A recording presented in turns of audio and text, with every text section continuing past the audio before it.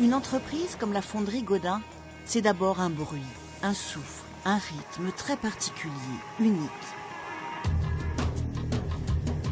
C'est dans le feu et la fusion, à 1200 degrés, que tout commence. Nous sommes ici dans le cœur vivant de l'usine. Les hommes transportent les creusets ou poches dans lesquelles bouillonne le plomb liquéfié. Et les couleurs, portant casque intégral pour éviter les projections et respirer un air purifié, versent le métal dans les moules. Des ouvriers dotés d'une maîtrise parfaite de ce geste antique.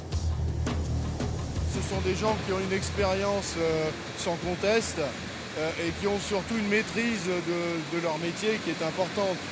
Ce n'est pas des métiers communs et ce n'est pas forcément des métiers qu'on va apprendre en théorie. Il faut effectivement de la pratique et de la formation sur le tas pour arriver à maîtriser ce métier pleinement. Cette fonderie n'a jamais cessé de fonctionner depuis sa création par Jean-Baptiste Gaudin en 1840.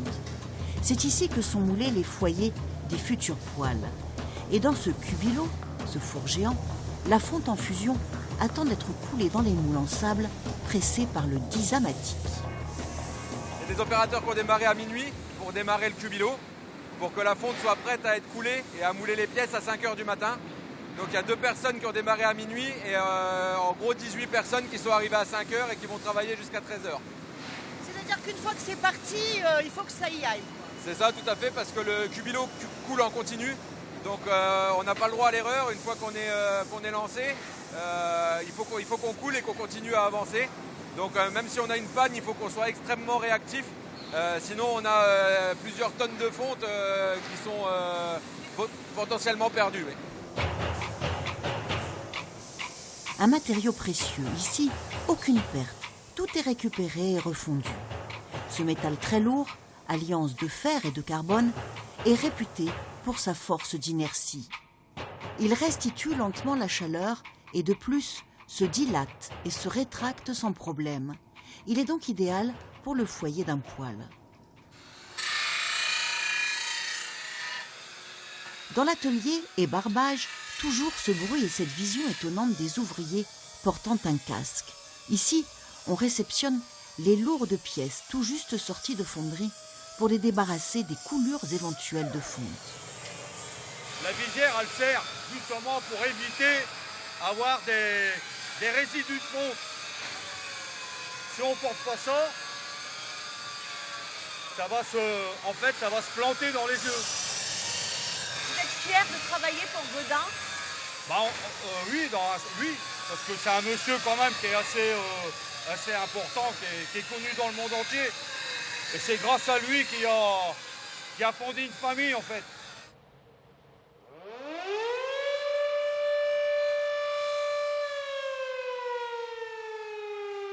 Midi, l'heure de déjeuner pour les 240 salariés de Gaudin SA.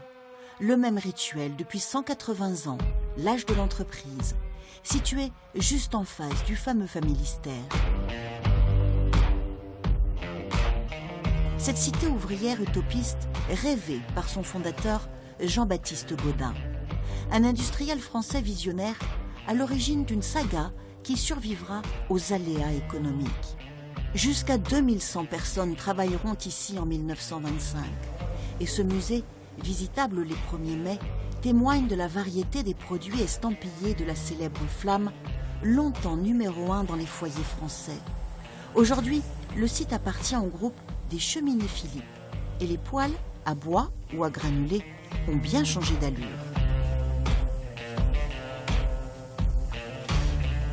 Quand on dit un Gaudin, les gens savent ce que ça veut dire. Voilà. Connu et reconnu en France et dans le monde. Également donc à l'étranger, puisqu'on a quelques clients bien sûr dans d'autres pays que la France. Même si le chauffage au bois reste un produit quand même assez spécifiquement français, on a aussi des clients très très loin, jusqu'en Australie, on en parlait un peu tout à l'heure, donc en Israël, en Italie, en Belgique. Un poêle, c'est 150 à 400 kilos de fonte et d'acier pour l'habillage. Vendu entre 600 et 8000 euros, la fonderie Gaudin est capable de fabriquer 200 types de poêles différents. Le process industriel est long. De la fonderie à l'ébarbage, en passant par la découpe ou l'émaillage, résultat, seuls 125 poêles sont produits chaque jour. Ils sont testés, contrôlés par un laboratoire indépendant. La condition pour soutenir une réputation d'excellence vieille de presque 2 siècles. Combien de pièces on peut trouver dans un poêle classique, on va dire? Classique.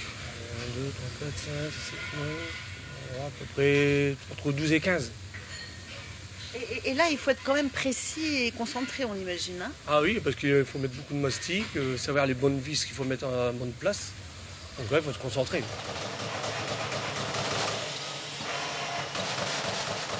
Comme partout ailleurs, de plus en plus d'étapes sont automatisées, au niveau de la découpe notamment. Mais la main de l'homme reste nécessaire, comme au pliage, où cette lourde machine est à manier avec une grande précaution. Un poste auquel André est affecté pour y terminer sa longue carrière. Moi, je suis rentré à 16 ans.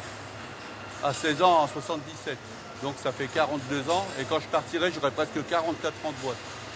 Et vous avez fait tous les postes? J'ai fait fonderie.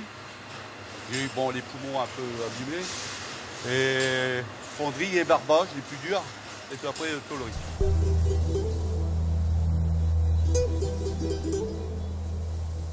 Dans cet univers très masculin d'acier et de feu, quelques rares femmes, dédiées au contrôle des cocottes Godin. Une production modeste, surtout destinée aux Allemands friands de French quality. Car la marque Godin, dont le logo n'a jamais changé depuis sa fondation au XIXe siècle, inspire toujours cette même confiance que l'on peut éprouver pour les objets familiers.